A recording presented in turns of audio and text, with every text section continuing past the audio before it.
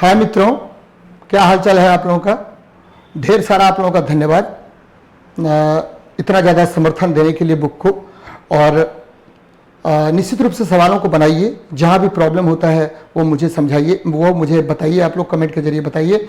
और निश्चित रूप से ये किताब आपका जो ALP, JEE, डिप्लोमा और भेल गेल जितने भी एग्ज़ाम होते हैं सबके सिलेबस को ध्यान में रख करके कंबाइन किया गया है। और रेलवे के लिए तो ये निश्चित रूप से एक वरदान है।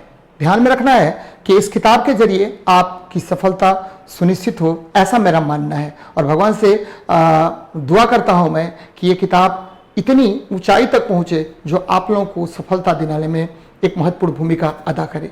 तो आज का सेशन मैं शुरू कर रहा हूं 341 से 360 नंबर तक के सवालों को आज मैं आप लोगों के साथ डील करूंगा।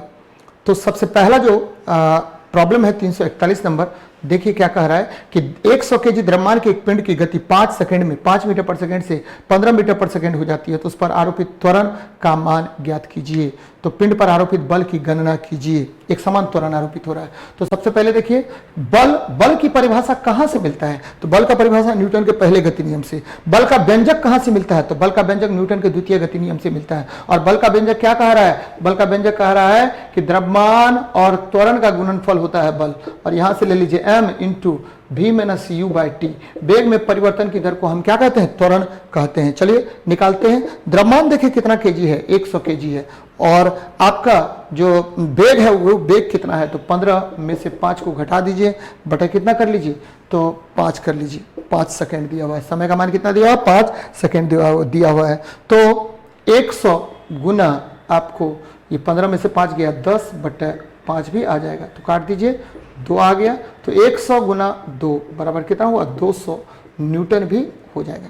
तो बल का मात्रक क्या होता है, न्यूटन होता है। देखिए ऑप्शन से भी हम छांट सकते थे। बल का मात्रक क्या होता है, न्यूटन होता है। और जूल किसका मात्रक होता है, ऊर्जा का मात्रक होता है। पास्कल क्या है, दाब का मात्रक है। और केजी जो है वो द्रव्यमान का मात्रक है। तो इसके आधार पर भी हम इस क्वेश्चन को बना सकते थे। चलिए हम लोग बात करते हैं अब नेक्स्ट हमारा जो क्वेश्चन है 342 नंबर पर। तो इस क्वेश्चन का आंसर क्या हो जाएगा, तो डी नंबर देखिए आंसर हो जाएगा। चलिए नेक्स्ट प्रश्न पर बात करते हैं। 342 नंबर प्रश्न देखिए।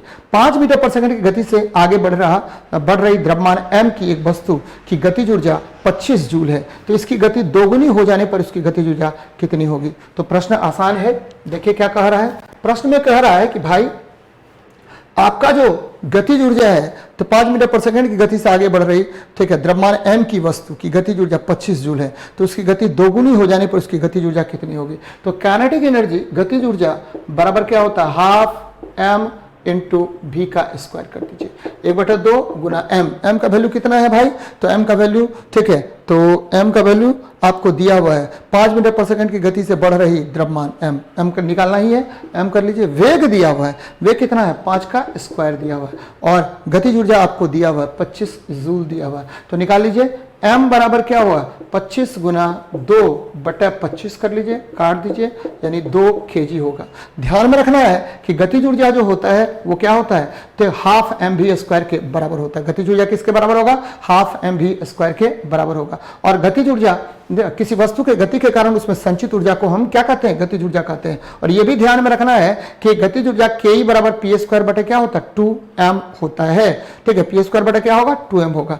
और तने हुए बोलते हैं छोड़ी हुई गोली में, ठीक है, रोड पर चलती हुई कार में, ये सब में क्या होता है, गतिज ऊर्जा होता है। और ये भी ध्यान में रखना है कि गतिज ऊर्जा यांत्रिक ऊर्जा का पार्ट है। यांत्रिक ऊर्जा 2 प्रकार के होते हैं, कौन कौन, अस्थितिज ऊर्जा और गतिज ऊर्जा। और ऊर्जा संरक्षण के सिद्धांत के अनुसार किसी वस्तु की कुल गतिज ऊर्जा और कुल अस्थितिज ऊर्जा का योगफल हमेशा क्या होता है, नियत होता है। चलिए आगे बढ़ते हैं। 343 नंबर सवाल देखिए क्या कह रहा है। इलेक्ट्रिक हीटर सोर्स में किसी सोर्स से 4 एम्पियर की विद्युत धारा प्रवाहित हो रही है, तो उसका विभवांतर 60 वोल्ट होता है। यदि विभवांतर बढ़ाकर, ठीक है, 165 वोल्ट कर दिया जाए तो विद्युत धारा कितना होगा। तो आसान प्रश्न है, 1 सेकंड में बन जाएगा। आपको पता है कि V बराबर क्या होता है, IR होता है। ओम के नियम से, ओम का नियम क्या कहता है कि किसी चालक तार के 2 बिंदुओं के बीच का विभवांतर उससे प्रवाहित धारा का क्या होता है, समानुपाती होता है। तो V समानुपाती I, और V बराबर क्या होगा, IR।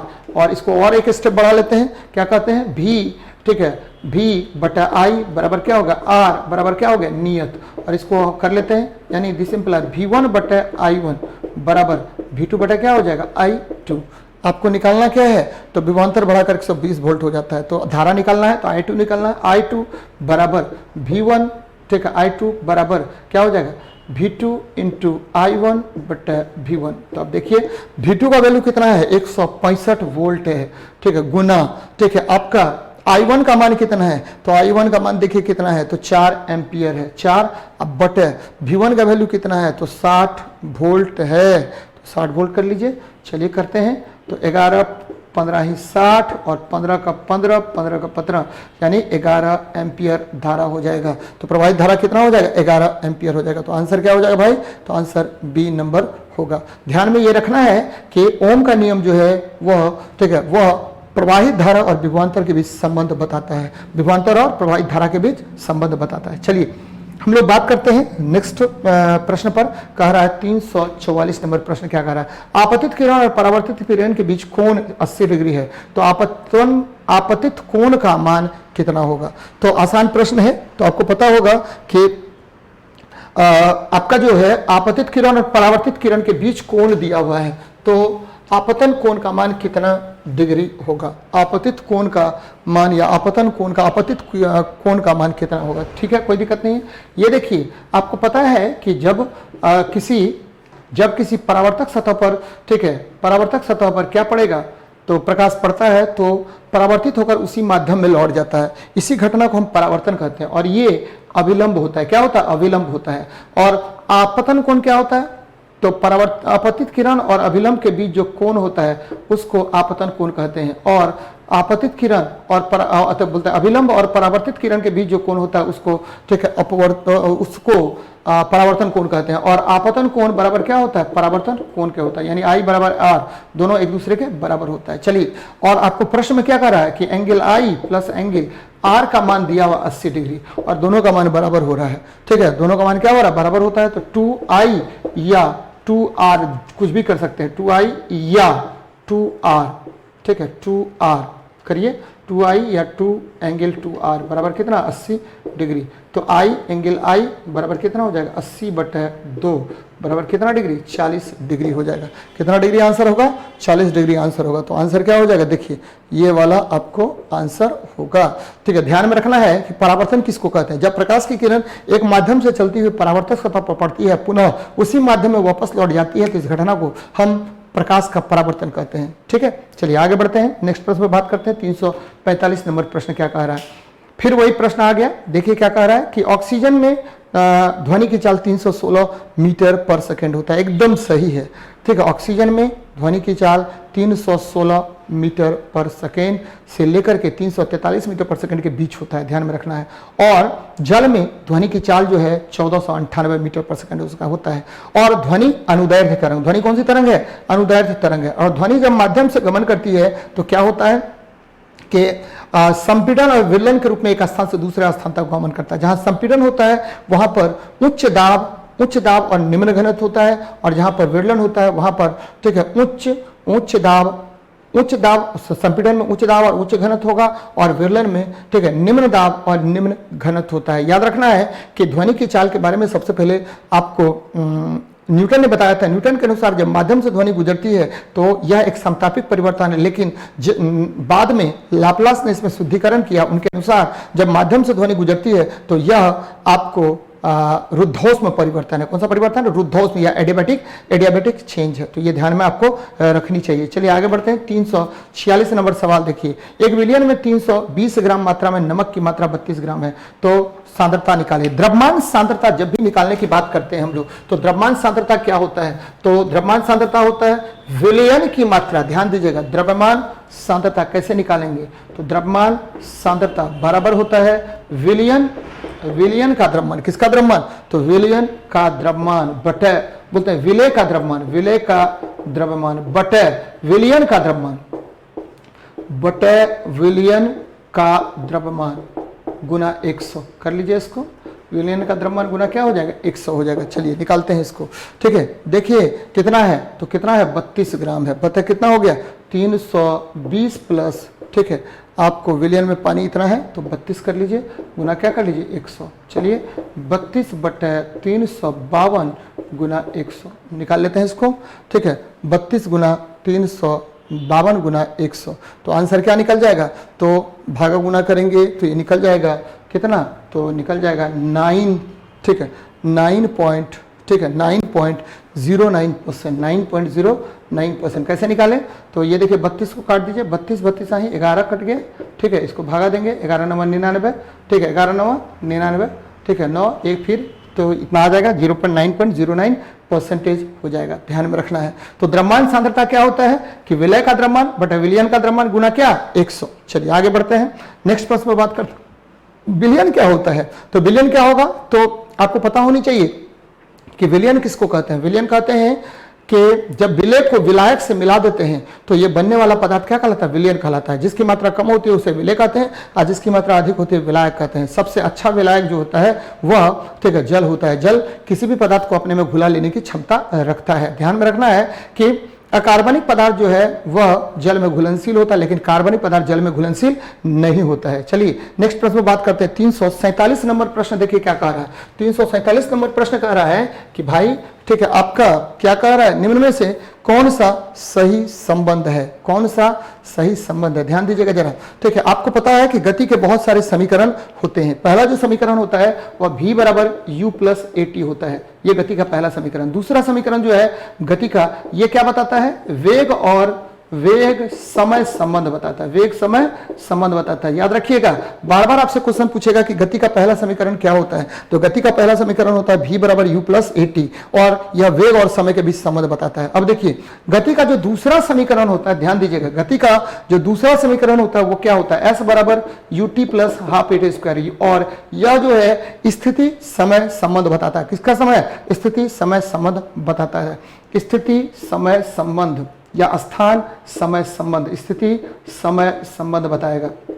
और तीसरा नंबर जो है आपका, तीसरा जो गति का समीकरण है वो ये पहला हो गया, ये दूसरा हो गया और ये तीसरा हो गया। ठीक है, और ये देखिए v स्क्वायर बराबर u स्क्वायर प्लस क्या हो गया 2as, और यह जो है ठीक है वेग और स्थिति संबंध बताता है, वेग स्थिति संबंध बताता है। तो अब आप इससे पकड़ सकते हैं, देखिए ठीक है, आपको पहला जो है 2as v स्क्वायर बराबर u स्क्वायर प्लस 2as होगा, तो वह जो है स्थिति और वेग के बीच संबंध बताएगा, पहला नंबर ऑप्शन। दूसरा नंबर ऑप्शन वेग और समय के बीच संबंध बताएगा, ठीक है। और तीसरा नंबर ऑप्शन जो है बोलते हैं वो भी वही सेम चीज है, लेकिन चौथा नंबर जो ऑप्शन है s बराबर ut plus half at square, यह जो है यह बताता है स्थिति समय संबंध। क्वेश्चन में कह रहा है स्थान समय संबंध, स्थान बोलिए स्थिति बोलिए बात बराबर है, तो ऑप्शन क्या हो जाएगा, आपको बी नंबर आंसर हो जाएगा। कौन सा नंबर आंसर होगा, बी नंबर, ऊपर में बी बोलते हैं डी नंबर आंसर होगा। कौन सा होगा, डी नंबर आपका आंसर होगा, तो ध्यान में रखना है। तो डी नंबर आपका आंसर होगा, क्या है, वी एस बराबर u t plus half at square. चलिए आगे बढ़ते हैं, नेक्स्ट प्रश्न पर बात करते हैं। कह रहा है कि एक इलेक्ट्रिक हीटर के टर्मिनल के बीच विभवांतर 60 वोल्ट है। तो ओम के नियम से आपको पता है कि ओम का नियम क्या कहता है, ओम का नियम कहता है कि किसी ठीक है तार के दो बिंदुओं के बीच का विभवांतर उससे प्रवाहित धारा का समानुपाती होता है, और भी समानुपाती क्या हो गया आई, और भी बराबर क्या हो जाएगा आर आई हो जाता है, और आर बराबर क्या करेंगे भी बटा आई कर लेंगे। यहां देखिए भी बटा आई, और ये नियत है, और क्या कर लेते हैं इसको v1 बटे i1 बराबर v2 बटे क्या हो जाएगा i2 हो जाएगा, v2 बटे क्या हो जाएगा i2 हो जाएगा। और इस प्रश्न में हमको क्या करना है, तो विभवांतर दिया हुआ है, हमको निकालना है i2 निकालना है, तो i2 निकाल लीजिए, जी सिंपल है, i2 बराबर क्या हो जाएगा, इसको मल्टीप्लाई कीजिए v2 इंटू i1 बटे क्या v1।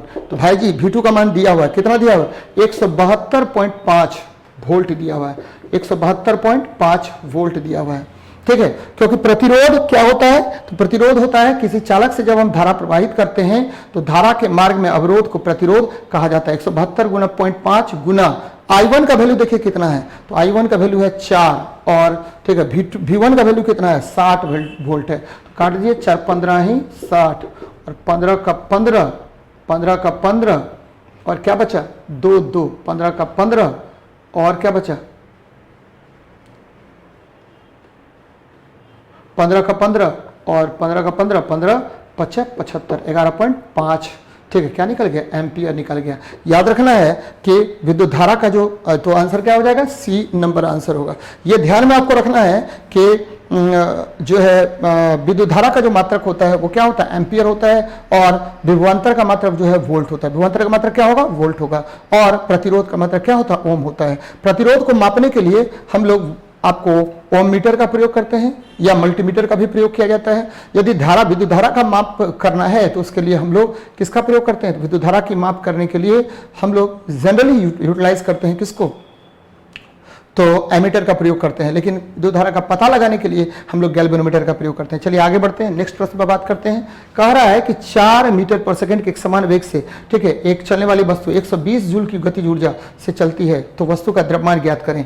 देखिए आपको पता है कि गतिज ऊर्जा क्या होता है, गतिज ऊर्जा होता है के बराबर हाफ mv²। के बराबर क्या हो जाएगा, हाफ mv²। गतिज ऊर्जा के बराबर काइनेटिक एनर्जी बराबर क्या होता है, हाफ mv² होता है। चलिए करके देखते हैं, हाफ mv², काइनेटिक एनर्जी बराबर हाफ mv² होगा। तो यहाँ पर निकाल लेते हैं हम लोग, क्या निकालना है, वस्तु का द्रव्यमान ज्ञात कीजिए। तो द्रव्यमान m बराबर क्या हो जाएगा, 2ke बटा क्या हो जाएगा, m हो जाएगा, 2ke बटा क्या होगा, v² हो जाएगा। तो 2 गुना काइनेटिक एनर्जी का मान कितना दिया हुआ है, 120 जूल दिया हुआ, v का मान कितना दिया हुआ है, तो 4 मीटर दिया हुआ, तो 4 को स्क्वायर कर लीजिए, ठीक है। 2 गुना 120 बटे 16, तो 2 8 16 15, यानी कितना केजी हो जाएगा, 15 केजी हो जाएगा। तो बार बार मैं चर्चा करता हूं कि देखिए गतिज ऊर्जा जो होता है, काइनेटिक एनर्जी बराबर हाफ mv² होता है। काइनेटिक एनर्जी बराबर क्या होगा, हाफ mv² होगा। और गतिज ऊर्जा किसको कहते हैं, तो किसी वस्तु के गति के कारण वस्तु में संचित ऊर्जा को ही गतिज ऊर्जा कहते हैं। ध्यान में रखना है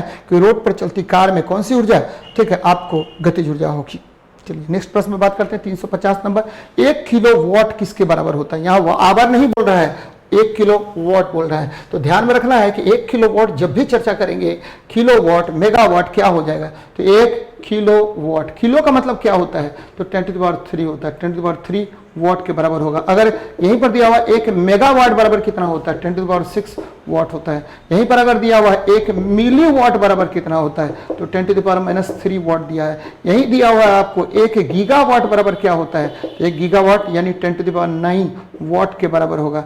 यहीं पर दिया हुआ 1 नैनोवाट बराबर क्या हो जाएगा, 10⁻⁹ वाट हो जाएगा। तो ये सब बातें ध्यान में आपको रखनी चाहिए, ये बार बार आपसे प्रश्न पूछेगा। तो 1 किलोवाट 10⁻³ वाट, 1 मेगावाट 10⁻6 वाट, 1 मिलीवाट 10⁻³ वाट, 1 गीगावाट 10�9 वाट, 1 नैनोवाट 10⁻9 वाट। ठीक है, अगर इसी तरह से रहेगा 1 टेरावाट, तो 1 टेरावाट बराबर क्या होता है, 1 टेरावाट बराबर होता है 10⁻12 वाट हो जाएगा। ध्यान में रखना चाहिए आपको। चलिए नेक्स्ट प्रश्न पर हम लोग डील करते हैं। क्या कह रहा है, 351 नंबर सवाल क्या कह रहा है, किसी वस्तु पर लगाया गया बल 200 न्यूटन है, उसका द्रव्यमान 100 केजी है, तो वस्तु का त्वरण ज्ञात कीजिए। आपको पता है कि बल का जो व्यंजक है न्यूटन के द्वितीय गति नियम से प्राप्त होता है, और इसे क्या कहते हैं, संवेग में परिवर्तन की दर बल के बराबर होता है, और यह परिवर्तन बल की दिशा में होता है। तो F बराबर क्या निकालेंगे, ma निकाल लेंगे। देखिए F बराबर ma, और यहां से निकालिए a बराबर क्या हो जाएगा, F बटे m हो जाएगा। a बराबर क्या हो जाएगा, F बटे m। तो देखिए F का वैल्यू है 200, ठीक है, और a का वैल्यू कितना, 100, काट दीजिए, 2 मीटर पर सेकेंड स्क्वायर। त्वरण किसको कहते हैं, वेग में परिवर्तन की दर को त्वरण कहते हैं। ध्यान में रखना है, त्वरण का मात्रक क्या होता है, मीटर पर सेकेंड स्क्वायर होता है। वेग में परिवर्तन की दर को हम क्या कहते हैं, त्वरण कहते हैं। एकदम ध्यान में रखना है, वेग में परिवर्तन की दर को त्वरण कहा जाता है। चलिए आगे बढ़ते हैं, नेक्स्ट प्रश्न में बात करते हैं। 25 डिग्री सेल्सियस पर ध्वनि की चाल के बारे में निम्नलिखित में से कौन सा कथन असत्य है। तो भाई ऑक्सीजन में ध्वनि की चाल 316 किलोमीटर पर सेकेंड है। गलत है कि सही है, गलत है, क्योंकि मीटर पर सेकेंड होना चाहिए, 316 मीटर पर सेकेंड होनी चाहिए। और जल में ध्वनि की चाल 1498 मीटर पर सेकेंड होता है, न कि किलोमीटर पर सेकेंड। न तो एक सही है, न तो 2 सही है। तो 352 नंबर का क्या होगा, आपको 4 आंसर हो जाएगा। कौन सा हो जाएगा, 4 आंसर होगा। एकदम ध्यान में रखिएगा। अब यहां पर एक चीज और ध्यान में रखना है कि ध्वनि जो है वो अनुदैर्ध्य तरंग है। ध्वनि जब माध्यम से गमन करती है तो संपीड़न और विलयन के रूप में गमन करती है। ध्वनि जब माध्यम से गमन करती है तो ये ध्यान में रखिए कि यह निर्वात से गमन नहीं करता है। ध्वनि का चाल सबसे अधिक ठोस में, उसके बाद द्रव में, उसके बाद गैस में।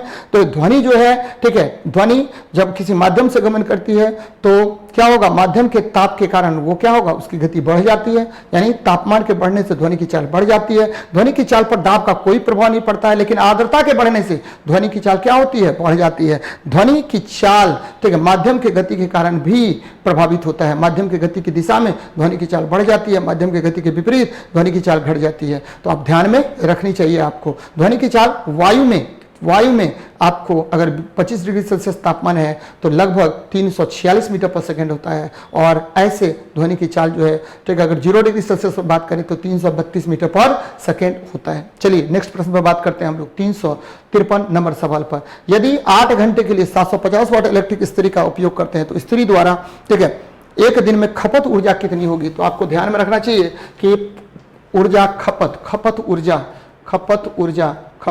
ऊर्जा बराबर, यानी खपत ऊर्जा बराबर क्या निकलेगा, तो ये निकलेगा पावर गुना टाइम, ठीक है, पावर गुना टाइम बटा क्या, 1000, और यही यूनिट के फॉर्म में निकलता है। ध्यान में रखिएगा, एक यूनिट बराबर BOT बोलते हैं इसको, बोर्ड ऑफ ट्रेड यूनिट बोलते हैं, और ये 3.6 इंटू 10⁶ जूल होता है, और ये 1 किलो वाट आवर के बराबर होता है। तो ये बातें ध्यान में रखनी चाहिए आपको। अब सवाल पर आते हैं।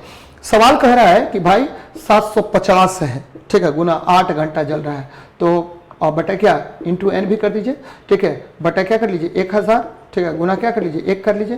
तो यहाँ पर काट देते हैं, तो काट दीजिए, क्या निकलेगा, तो निकलेगा कितना यूनिट हो जाएगा भाई, तो काट दीजिए, 0 कट गया, 25 या 75, 25 चौका 100, 4 दूनी 8, यानी कितना हो गया, 6 यूनिट हो जाएगा। तो देखिए आंसर कौन सा होगा, 353 का ए नंबर आंसर होगा। कौन सा होगा, ए नंबर आंसर होगा। 353 का कितना नंबर होगा, ए नंबर आंसर होगा। चलिए आगे बढ़ते हैं, 354 नंबर सवाल पर चलते हैं। एक इलेक्ट्रिक हीटर के टर्मिनल के बीच विभवांतर, ठीक है, 60 वोल्ट है, और जब यह एक स्रोत से 4 एम्पियर की धारा प्राप्त करता है, यदि विभवांतर बढ़ाकर 127.5 वोल्ट कर दिया जाए तो क्या होगा। तो आसान है सवाल, एकदम 1 सेकंड में निकल जाएगा आपको सवाल। कैसे निकलेगा वो जरा देख लेते हैं, ध्यान दीजिएगा मेरी बात पर। तो आपको पता है कि V प्रोपोर्शनल टू I होता है, और V बराबर क्या होता है, R I होता है, और V बटा I बराबर क्या हो जाएगा, R हो जाएगा। ये ध्यान में आपको रखनी चाहिए, बराबर क्या होता है, नियत हो जाता है। और ये भी ध्यान में रखनी चाहिए कि V1 बटा I1 बराबर क्या होता है, V2 बटा I2 होता है। तो यहाँ से सवाल को पकड़ लीजिए। अब कह रहा है हमको क्या निकालने के लिए, धारा I2 बोल रहा है निकालने के लिए। इस सिंपल I2 बराबर क्या हो जाएगा, तो V1 इंटू, ठीक है, V1 बोलते हैं V2 इंटू I1 अपन क्या, ठीक है, आपको ये हो जाएगा V1। चलिए निकालते हैं। V2 का मान देखिए कितना दिया हुआ है, 127.5 वोल्ट दिया हुआ है, 127.5 कर लेते हैं, और ठीक है, धारा कितना दिया, 4, और देखिए, ठीक है, 60 वोल्ट दिया हुआ, काट दीजिए, 15 चौके 60, 15 का 15, 15 का 15, 11.5 एम्पियर धारा हो जाएगा। कितना एम्पियर धारा होगा, 11.5 एम्पियर। नहीं देखिए गड़बड़ हो रहा है, 15 का 15, ठीक है, गड़बड़ है ना, 15 8 20 से, यहाँ देखिए 127 को काटिए, ठीक है, तो 127.5 है, इसको काटिए 15 से, 15 8 20 से, ठीक है, 4 15 ही 60, देखते हैं 127.5 ठीक है, चलिए कोई प्रॉब्लम नहीं है, दे दीजिए 7.5, इसको हटाइए, तो 15 5 75, तो निकल रहा है 8.5 निकल रहा है। क्या कह रहा है प्रश्न में, फिर से देखते हैं। एक इलेक्ट्रिक हीटर के टर्मिनल के बीच का विभवांतर 60 वोल्ट है, और जब एक स्रोत से 4 एम्पियर की धारा, यदि विभवांतर बढ़ाकर 127.5 वोल्ट कर दिया जाए, तो विभवांतर बढ़ाकर 127.5 वोल्ट कर दिया गया है। तो विभवांतर को बढ़ाकर कितना वोल्ट कर दिया गया, 127.5 वोल्ट कर दिया गया है। प्रश्न गड़बड़ है, प्रश्न गड़बड़ है। प्रश्न का आंसर होना चाहिए 100, आपको प्रश्न का आंसर होनी चाहिए कितनी, तो 187.5 अगर ले लेते हैं हम लोग। यदि विभवांतर बढ़ाकर 127.5 वोल्ट कर दिया जाता है, यदि विभवांतर बढ़ाकर, अरे गड़बड़ है, तो क्या कह रहा है प्रश्न में, 127.5 वोल्ट कर दिया जाता है। आपका ये प्रश्न गड़बड़ है। यहाँ पर क्या होना चाहिए, अगर विभवांतर, जरा सही कर लीजिए प्रश्न को, 157.5 वोल्ट हो जाता है। इसको सही कीजिए जरा, 157.5 वोल्ट हो जाता है। तो करके देखते हैं, 157.5 वोल्ट हो जाता है। तो करके देखिए, 15 यानी 10.5 हो जाएगा। ठीक है, 10.5 एम्पियर हो जाएगा। तो सवाल आपका गड़बड़ है, इसका आंसर 8.5 होना चाहिए था। ठीक है, अगर प्रश्न को सही मान लेते हैं तो 8.5, लेकिन 107 डिजिट को चेंज कर लीजिए। आपका जो बाद में जो दिया हुआ है उसको 157.5 वोल्ट कीजिए। देखिए 157.5 वोल्ट उसको कर लिया जाए। कितना वोल्ट कर लिया जाए? 157.5 वोल्ट कर लिया जाए। नहीं तो आंसर में 8.5 करना पड़ेगा आपको, 8.5 वोल्ट करना पड़ेगा। ये डी नंबर आंसर जो है उसको चेंज करना पड़ेगा, 8.5 एम्पियर करना पड़ेगा धारा। गड़बड़ है। चलो नेक्स्ट प्रश्न पर बात करते हैं। 354 हो गया। 355 नंबर, 5 ओम प्रतिरोध वाले तार को दुगुना कर दिया है, तार के नए प्रतिरोध की गणना करें। 5 ओम प्रतिरोध वाले तार को क्या करते हैं, ध्यान में रखिएगा, पिछले सवाल में जो हमने किया था 157.5 पर बनाएंगे तो 10.5 वोल्ट निकले, 10.5 निकलेगा। और अगर हम किस पर निकालेंगे तो 127.5 पर निकालेंगे तो 8.5 ओम निकलेगा। तो इसको ध्यान में आपको रखना चाहिए। चलिए हम लोग बात करें तो 5 ओम प्रतिरोध वाले तार को दुगुना कर दिया जाए तो तार के नए प्रतिरोध की गणना करें। तो तार के नए प्रतिरोध की गणना करें तो 5 ओम प्रतिरोध वाले तार को दुगुना कर दिया जाए।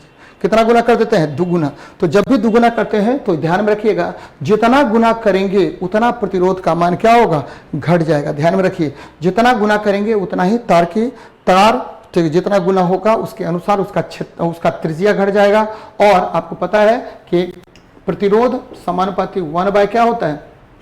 क्षेत्रफल होता है। और 1 क्षेत्रफल जब होगा तो लंबाई क्या होगा? पाई आर स्क्वायर। उसी के रेस्पेक्ट में क्या होता है? घट जाता है। तो नया प्रतिरोध जो है, ठीक है, वो क्या होगा? 1/n² से घट जाएगा। 1/n² से क्या होगा? घट जाएगा। यहाँ देखिए आर क्या होगा? उतना गुना से घट जाएगा, क्योंकि उसका त्रिज्या भी उसके अनुसार घट जाएगा। तो 5 नया प्रतिरोध आपको ध्यान में रखना चाहिए। नया प्रतिरोध बराबर पुराना प्रतिरोध बटे n² होता है। नया प्रतिरोध बराबर पुराना प्रतिरोध, जितना आपने लंबाई को बढ़ाया है या घटाया है, जो भी किया है उसके अनुसार बात करना है। ठीक है, उसके अनुसार उसका क्षेत्रफल भी क्या होगा? घट जाएगा, यदि आयतन नियत है तो देखिए आर का मान कितना है? 5 ओम है। और कितना, ठीक है, आपको बढ़ा दिया गया उसकी लंबाई को, तो तार 2 गुना कर दिया गया है। तार को क्या कर दिया है? 2 गुना कर दिया गया है। तो 2 गुना कर दीजिए, 2 का क्या कर देते हैं? स्क्वायर कर देते हैं। तो 5 बटे कितना हो गया? 4 हो गया। तो 1.25 ओम हो जाएगा। ध्यान में रखना है कि नया प्रतिरोध जब भी निकालना होगा तो जितना गुना करेंगे उसको, ठीक है,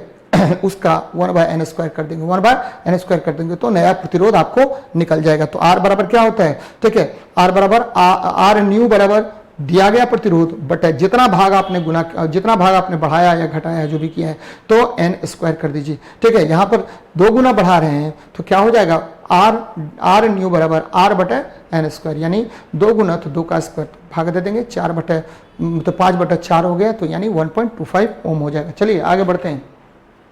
हम बात करते हैं 12 केजी द्रव्यमान की एक वस्तु भूमि से एक निश्चित ऊंचाई पर है। यदि वस्तु की स्थितिज ऊर्जा 480 जूल हो तो वस्तु की भूमि से ऊंचाई ज्ञात कीजिए। कोई दिक्कत नहीं है। आपको पता है कि हमको पता है, क्या पता है हम लोगों को पता है कि वस्तु की भूमि से ऊंचाई कितनी होगी।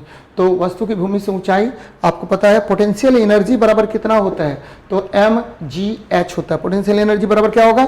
mgh होता है। तो mgh निकाल लीजिए आप। भूमि से ऊंचाई h बराबर क्या होगा? पोटेंशियल एनर्जी आप बटा क्या करेंगे? आपको mg कर लेंगे। तो देखिए क्या क्या मान दिया हुआ? पोटेंशियल एनर्जी का मान दिया हुआ है 480 जूल।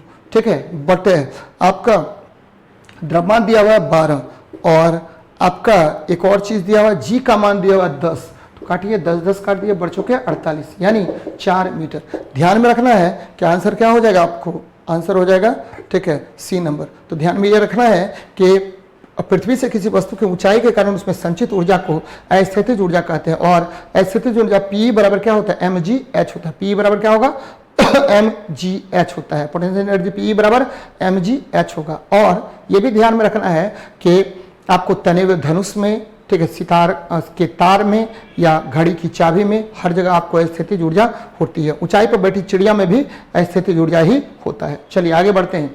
नेक्स्ट प्रश्न में बात करते हैं। 357 नंबर, फिर से वही प्रश्न आ रहा है कि 25 डिग्री सेल्सियस के भिन्न माध्यम में ध्वनि की चाल, तो जब भी 25 डिग्री सेल्सियस आएगा तो ध्वनि की चाल कितनी हो जाएगी, आपको 316 मीटर पर सेकंड होगा। लेकिन आसूत जल में ध्वनि की चाल 1498 मीटर पर सेकंड होगा। तो ध्यान में रखिए 1 और 2 दोनों आपको क्या है, सही है। 1 और 2 दोनों आपको क्या है, सही है, एकदम ध्यान में रखना है। ध्वनि अनुदैर्घ्य तरंग है, ध्वनि निर्वात में गमन नहीं करता है। ध्वनि की चाल सर्वाधिक ठोस में होता है, उसके बाद द्रव में, उसके बाद क्या होगा, गैस में होगा। ध्वनि की चाल दाब पर निर्भर नहीं करता है। तापमान के बढ़ने से ध्वनि की चाल बढ़ जाती है। दाब के बढ़ने या घटने का ध्वनि की चाल पर कोई प्रभाव नहीं पड़ता है। आर्द्रता के बढ़ने से ध्वनि की चाल बढ़ जाती है। चलिए नेक्स्ट प्रश्न पर बात करते हैं। 358 नंबर सवाल क्या कह रहा है, 358 नंबर सवाल कह रहा है कि भाई साहब किसी दिए गए समय में जमीन से ऊपर उड़ रहे, किसी दिए गए समय में जमीन से ऊपर उड़ रहे रॉकेट की ऊंचाई मापने के लिए सूत्र का प्रयोग कर रहे हैं। ठीक है, सूत्र का प्रयोग कीजिए, कोई प्रॉब्लम नहीं है।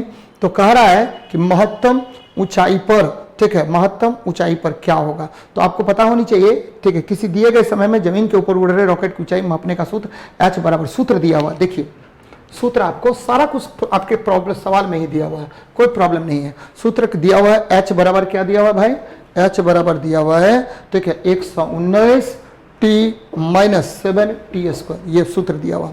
फिर कह रहा है कि जहां T रॉकेट के प्रक्षेपित होने के बाद उनके ऊपर जाने में लगा समय, और H बराबर T समय में भूतल से ऊपर, H बराबर T समय में भूतल से ऊपर जमीन से टकराते समय H रॉकेट की ऊंचाई 0 थी, तो प्रेक्षण में कितने समय के बाद जमीन से टकराएगा। तो यहां देखिए जब वस्तु यहां से यहां गिर रहा है तो H का मान क्या हो जाएगा, 0 हो जाएगा। तो बोल रहा है कि जब, ठीक है, और जब टकरा जाता है तो उस कितना समय लगता है, ऊपर से जब नीचे गिरता है तब वो कितना समय लगेगा, प्रेक्षण में कितने समय के बाद। तो H बराबर 0 आपको दिया हुआ प्रश्न में, तो 0 कर लीजिए। 0 बराबर 119 T माइनस क्या 7T², कोई प्रॉब्लम नहीं, 7T², शायद समझ में आ गया होगा। अब देखिए 7T² बराबर क्या हो जाएगा भाई साहब, 7T² बराबर क्या, 119T, तो ये काट दीजिए, ये काट दीजिए, दिस सिंपल है। 7T बराबर 119, ठीक है, दिस सिंपल है। T बराबर क्या हो जाएगा, 119 बटा क्या 7, काट दीजिए, 7 का 7 और 7 क्या होगा 49, 17 सेकेंड लगेगा।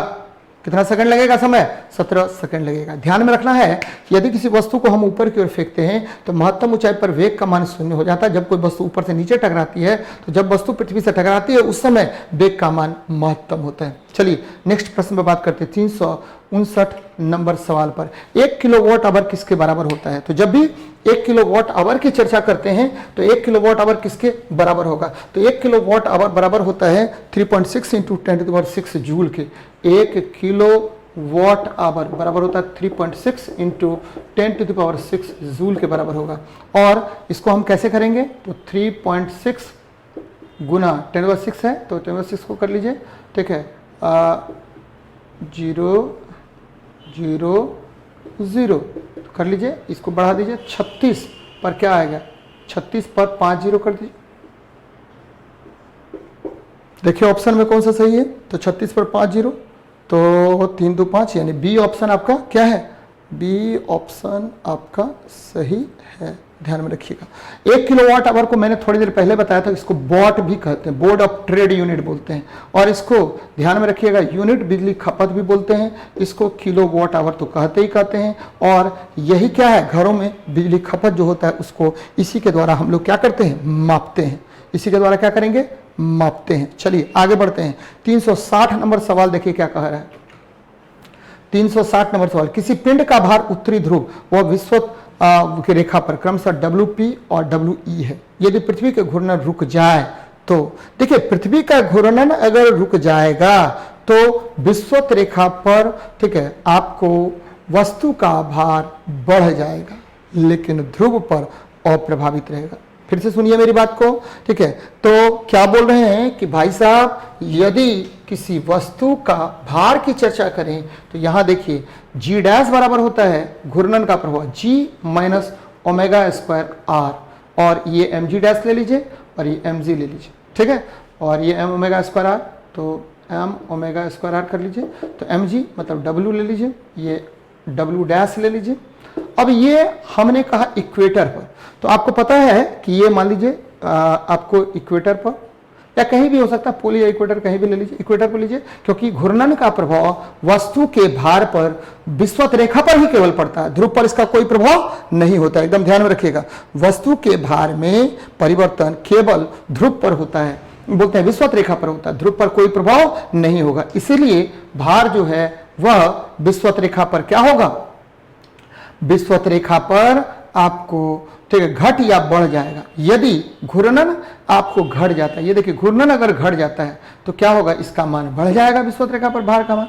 लेकिन घूर्णन अगर बढ़ जाता है तो विषुवत रेखा पर भार का मान क्या होगा, घट जाएगा। तो ध्यान में रखिएगा, पृथ्वी के घूर्णन के बढ़ने से विषुवत रेखा पर ठीक है भार का मान, पृथ्वी के घूर्णन के बढ़ने से विषुवत रेखा पर भार का मान घट जाता है, लेकिन घूर्णन के कम होने से या बंद होने से ठीक है वस्तु का भार विषुवत रेखा पर क्या होगा, आपको बढ़ जाएगा। लेकिन ध्रुव पर पृथ्वी के घूर्णन का कोई प्रभाव नहीं होता है। एकदम ध्यान में रखिएगा इस बात को, ठीक है। चलिए तो ध्यान में रखिएगा, नेक्स्ट हम लोग बात कर रहे हैं, ये पृथ्वी से अगर ऊपर जाएंगे तो वस्तु का भार हमेशा घटता है, ध्यान में रखना है। पृथ्वी के ध्रुव पर जो वस्तु का भार होता है, पृथ्वी के ध्रुव पर, ध्यान से सुनिएगा, पृथ्वी के ध्रुव पर वस्तु के भार का मान महत्तम होता है। पृथ्वी के घूर्णन का ध्रुव पर कोई प्रभाव भार में नहीं होता है। तो इस प्रश्न में क्या होगा, WP बढ़ जाएगा, ध्रुव पर तो कोई प्रभाव नहीं होता है, कोई प्रॉब्लम नहीं है, WP में कोई परिवर्तन नहीं होगा, तो पृथ्वी रुक जाए बोल रहा है, तो WP में कोई परिवर्तन नहीं होगा। तो ये भी सही हो सकता है, ठीक है, ये भी क्या हो सकता है, सही हो सकता है। अभी हमको नहीं पता है, ये तो सही है ही है। WE में कोई परिवर्तन नहीं होता, ये गलत बात है। WE कम हो जाता है नहीं बढ़ जाता है। तो आंसर क्या हो जाएगा, केवल आपको बी नंबर आंसर ही आपका क्या होगा, सही होगा। ध्यान में रखिएगा, कौन सा नंबर सही है, बी नंबर आंसर सही है। तो मित्रों ये आपका 360 नंबर प्रश्न को मैंने आपको बताया। तो खूब मस्त तरीके से न्यूमेरिकल बनाइए, जितना ज़्यादा न्यूमेरिकल बनाइएगा उतना ज़्यादा मज़ा आएगा आपको और आपकी सफलता सुनिश्चित होगी। तो ढेर सारा धन्यवाद आप लोग को, मिलते हैं नेक्स्ट वीडियो में।